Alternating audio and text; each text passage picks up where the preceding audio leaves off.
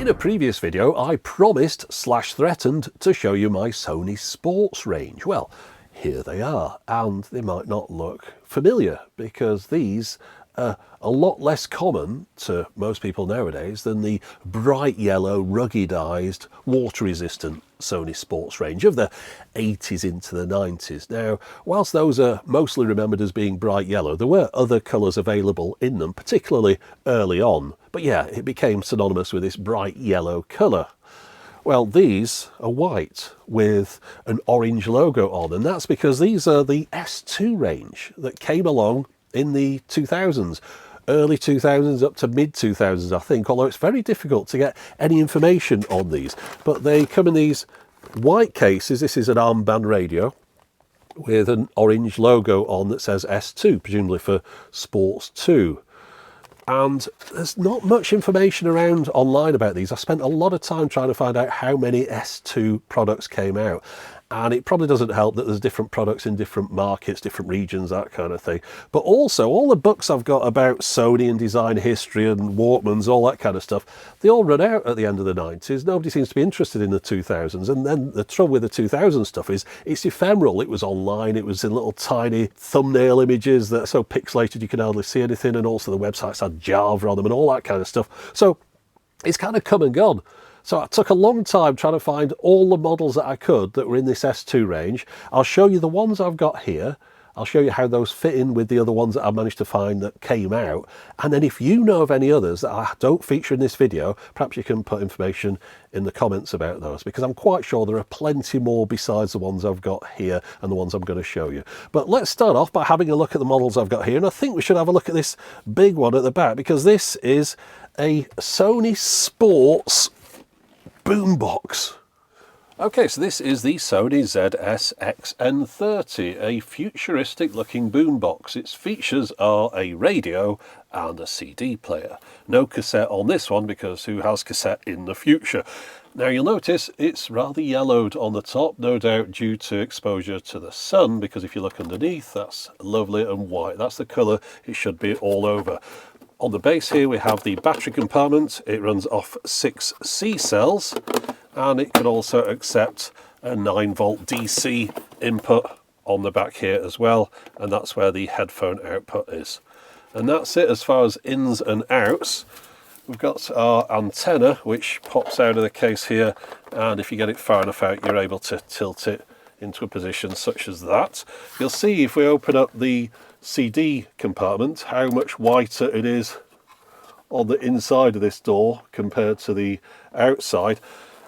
Now you'll notice I've got a CDR in here at the moment. This device is capable of playing A-track and MP3 CDs, and notice there, I think you can just about see that, it will display CD text as well on the screen. Now the screen has 4 lines. It's a dot matrix display. If we look around the sides here, you'll see these interesting looking ports. It says bass enhancement speaker system. These are just passive bass port radiators. There's no actual speaker in there. So we've just got these 2 speakers in the front, which are really quite small.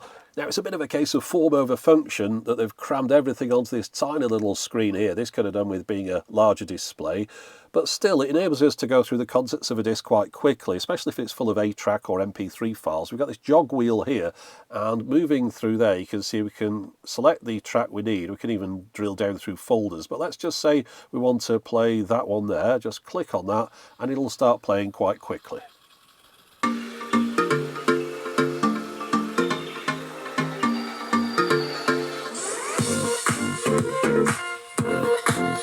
On the front here we've got the controls for play, pause, stop, track forward and back. If you hold those you can skim through the tracks as well.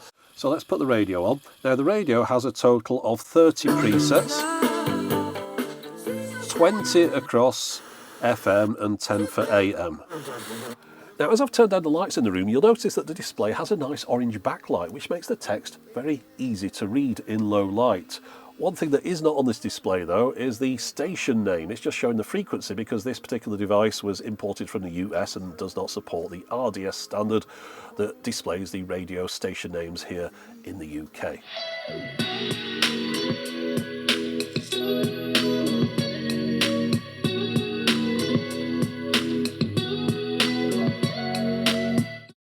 show you how this model fits in with the rest of the S2 boombox range. Now, the best resource I found for getting decent pictures and specs on these was this website, and without their archive of product spec documents, I'd have very little to show you. So the model I've got is the ZSX-N30, which dates from 2004. Then there's also this ZSX-10, and when I saw a picture of one of those, I assumed that my model must be missing some grey speaker covers, but no, this is a different model entirely, which misses out the MP3 and A-track playback capabilities.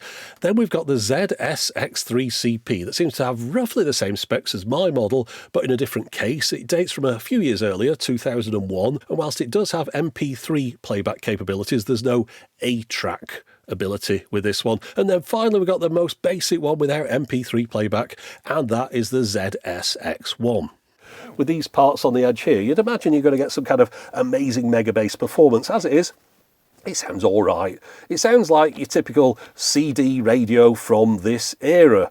Nothing special. But then again, compared to the ones you can get nowadays, it's leaps ahead of those as far as the sound quality in general. I don't think you can get very many decent CD boomboxes anymore. So this is from a different era, but the interesting thing about it is it looks like it's from the future still. If you'd imagine someone in the early 2000s designed a boombox from the year 2020, this is the kind of thing they would come up with. As it is, when we got to 2020, people didn't really make boomboxes so much anymore. The ones they did were retro ones, supposed to look like things from the 1980s, with terrible quality components that didn't sound very well at all. So I like this device. I think it's interesting. I wish this one hadn't gone yellow, because I think it would have looked a lot nicer if it was a nice bright gleaming white. So yeah, if you ever do see one of these somewhere, they're not bad, but you know, don't pay a fortune for one. Let's have a look at something else.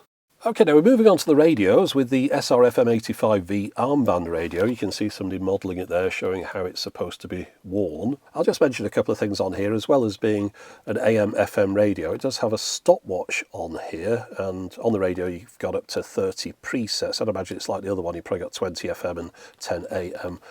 It is water resistant in keeping with the rest of the S2 range. It does also mention it's got an ergonomic inverted LCD display, which of course is a redundant term, but don't blame me, that's what it says there. The text is the right way up here, as you can see, but if you look at that, as you look down on it on your arm, it's the other way up. So let's just take it out of here. We've got the headphones in with this one, which is something I haven't got for any of these other devices, so it's nice just to have a look at those. And we've got the armband here as well.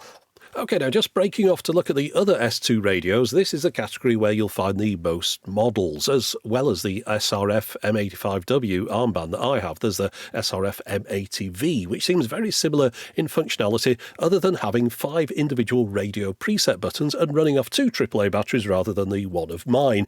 And then we move from armband to headband radios with the analog tuning SRF H11 and the digital SRF HM01V. And then there's the rather sci-fi looking SRF HM03V, which wraps around the back of the head.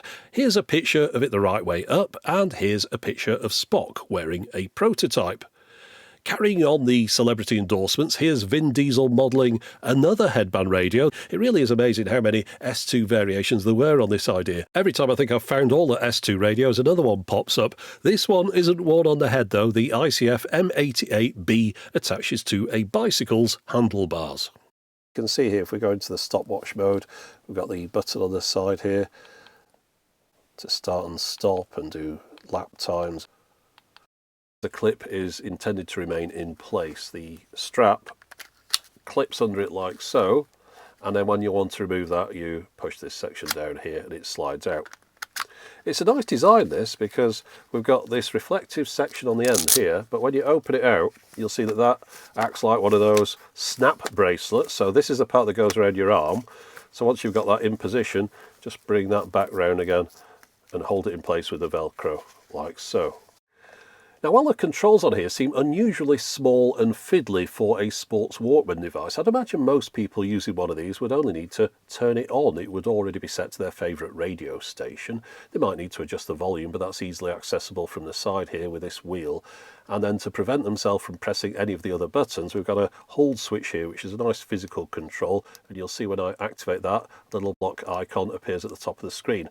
Now, as far as these headphones go, well, I could never really get along with this design back in the day. They're effectively earbuds that are held at an angle to your ear like this, but whilst they wouldn't be very good for hi-fi use, I think they make sense here because they're allowing in external audio as well, which is definitely something you want if you're jogging along wearing headphones. And I'd suspect that these are water resistant as well. So they do the job that they're intended for.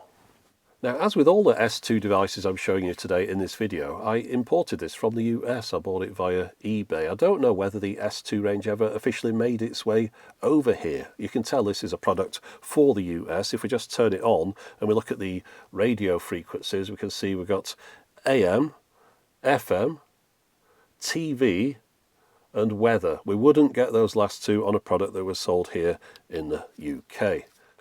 So there you go, that was the Sony SRF-M85V armband radio. Just one of a number of radios in the Sony Sports S2 range. In fact, the next item I'm going to show you also has a radio in it. Right, we're back in familiar territory with a cassette Walkman. This is the WMFS555. As far as I can make out, there really is no rhyme or reason to these product names. You can see here we've got a LCD with an orange background to it. It won't be a backlight on this one, but the LCD is primarily there for the radio function on this. This is a radio cassette. And again, like the last one, we've got the TV and weather options on here, indicating that this again has come from the US market. Now this opens up much the same as the other Sony Sports Walkman I showed the other week, with a section that hinges like that and then the compartment that opens. You can see the orange gasket around the outside of there. Again, this is designed to be water resistant, not waterproof. If we open up the battery compartment on this, we can see just one AA powers this one, so it's nice and efficient as a device goes. I don't think it's particularly sophisticated, but it does have auto reverse on here. That's the control to change the direction of the tape, and notice that's a switch that moves in either direction rather than a simple button that you're pushing in and out. And we've got these big clicky buttons on here again as well.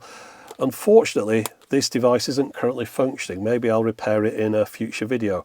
The tape is not moving. If we just open this up again and have a look inside, you can see that we've got no movement on there. It'll be a belt, no doubt, that's gone, and just a couple of screws here. So maybe we can open it up sometime and see how easy it is to replace that. But as far as this video goes, we don't need to get into that. I just wanted to show you the device. We've got the nice volume control at the bottom here. We've got a gasket over the headphone socket and a little plug there. Now this at the top here, just like on the previous device that I showed you from the 80s, this is an air release valve. If you were to take one of these into an airplane and it was pressurized, you could find that once you open that, your door won't open because of the change in pressure. So to release the air, you open this little section here, if I can get inside there, and there's a little valve in there that would release the air, enabling you to then open the case up. Let's see what other S2 Walkman I've found besides the WMFS555J. Well, there's a very similar looking WMFS222, and you do need to take a closer look at this one to see exactly what's missing. Did you spot it? Yeah, it's this control that's on the 555, which means that there's no auto reverse on the 222. And then we've got what might be a product revision, or perhaps just an alternative design with the WMFS233, which has much the same feature set, but finally there's a version of this as well that includes auto reverse, and that is the WMFS566. Now on the back of here we do have this hand strap. On the outside of there though is also a clip, so you could just clip this thing on a belt, but if you were to put your hand through here, you can of course adjust this. Then you can hold it in your hand like that whilst you're running along, and you can have your headphones plugged in at the bottom here. And you can just about operate these controls with your fingers as well. And I can't quite get to that auto reverse with my little finger, but you know, that's the idea. I think it works pretty well. I like the nice rounded off case. I think it looks good. It does the job, or it would do if it was working, but we'll see if we can get that fixed in a future video. But yeah, nice little Walkman for its year, I think, this one. Perhaps one of the last half-decent Walkmans, really, when you think this will be mid-2000s. I can't imagine there was much came out after this that was of a similar quality. Anyway, let's move on to show the next item, and it's one of my favourites. Okay, this is the top of the range S2 CD Walkman, and it's a lovely little device, this. The model of this is the DNS707F, and whilst we've got it this way round, you can see here we've got a physical hold switch again there, and an interesting strap design that doesn't have to be adjusted. It holds onto whatever size hand you've got, I suppose within reason, but it holds mine just fine. So you could run along like so, and you can see here the two sections are just rubberized and bent in. They're not connected up in any way. Also on this strap here, we've got the display, which is unusual. It's slightly curved, although I think inside it's probably a flat component. Now, there is another one of these that looks very similar to this. You can tell the difference though, because this one has a button either side of this display. And the reason for that is because that turns the radio on. The removal of the radio seems to be the only significant difference between 2004's top-of-the-line DNS707F and the DNS505. But then we move on to the DFS601. That strips out the MP3 and A-track playback capabilities, but retains the radio. And then there's the DCS901 that drops the radio as well. But then finally, I found this DNS313F from 2006, and that keeps the radio and the MP3 playback, but by this point, it's dropped that A-track support. Now, it's quite difficult to get a suitable angle on this without too many reflections, but I think you can see the FM frequency shown on that display there. If we start the CD playing, this one contains MP3, so we get the details of the track name. It supports ID3 tags. Whether it's A-track 3 Plus or MP3, it will also display CD text. It did mention in the specs that you could put up to 490 tracks on one CDR using A-track 3 Plus at 48 kilohertz. I don't know whether you'd want to listen to those, but it is capable of doing it. The battery also lasts for 75 hours or up to 75 hours. It's 2 AA's that it uses inside this. As far as all the rest of it goes, well, it's nice rubberized buttons that aren't going to get any water ingress into them. Again, water resistant, not waterproof. And of course, again, we've got the FM, AM, TV and weather functionality. So the batteries are contained underneath the CD here in this little compartment.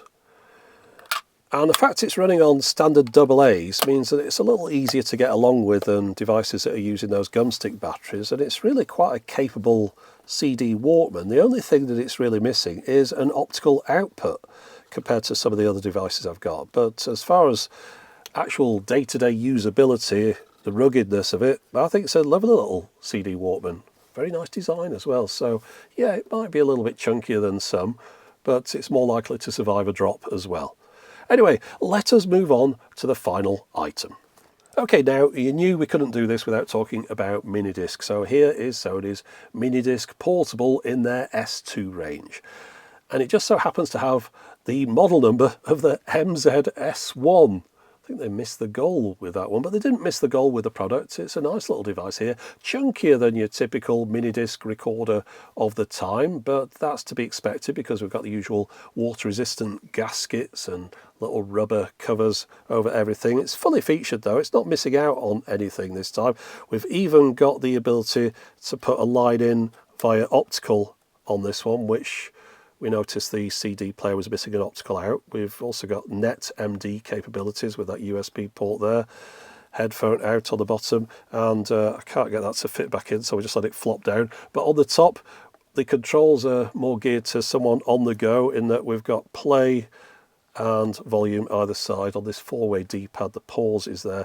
I suspect there was a nice little case that went along this where you could put your hand through here and operate it perhaps with your thumb, but I haven't got that. We do have the hold button on the back here, and if we just open this up, I'll show you how the mechanism works as far as holding your mini disc in there. You'll notice so far we've opened that and not a lot's happened. We then have to open that as well to get to the mini disc inside. And as far as the batteries go in this one, well, they're on the other side of there, inside this same compartment. And again, it's just one AA powering this thing. So, nice little efficient device. Say slightly chunkier, but perhaps more appealing than some of the other models that were around at the time.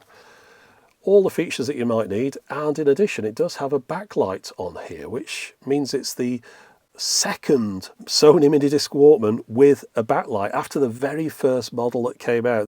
So there you go, nice bright orange display, makes everything very clear and easy to read in the dark, and of course the light goes out after a short amount of time to save you some battery power, but as soon as you operate any of these controls it goes on again. So adding in the mini disc Walkman completes my set of Sony S2 Walkman products, and I do think that Sony did a really good job with these. I really do like the way they look, the design language of them, the fact that they've got a very clear family resemblance despite being 4 very different products. Now, there are a couple of S2 product categories that I haven't delved into. The first is the solid-state digital MP3/A-track players. So far, I've identified the NWS23, which is a 256 megabyte device. And then there's the 1 gigabyte NWS203F and the 2 gigabyte NWS2305F, which might not resemble the rest of the S2 range, but they both have that orange S2 logo on the bottom. They come with an arm strap, and it has a pedometer and stopwatch functionality built in. Finally, there's a range of headphones, which I haven't really paid any attention to at all, but here are 2 differently styled boxes, the US and Canadian ones, for the water-resistant MDR A35G. So that's all the S2 products that I've managed to uncover. However, I'm sure there are quite a few out there that I've missed. So there you go, that is the S2 sports range from Sony, a range of products which don't really seem to get an awful lot of recognition nowadays. Probably passed a lot of people by at the time they were out, and aren't looked back on with the same level of fondness as the bright yellow Walkman models from the 1980s, and yet these are far more capable devices and in many ways far more usable nowadays. Now, back when these were out, I mentioned in the previous video where I showed the yellow sports Walkman, the sports range weren't really things that would have appealed to me. I was more for a nice little thin metal Walkman with loads of features on, and this is certainly different to that. But then again, this isn't bereft of features. It does what you need, and looking back now with these as collector's items more than something that you might want to use every day, I can certainly appreciate them now a lot more than I would when they first came out. So yeah, give the S2 range a bit of love, and perhaps collect a few for yourself if you ever see them going cheap, because overall, they seem to be pretty decent products. Anyway, that's it for the moment. As always, thanks for watching.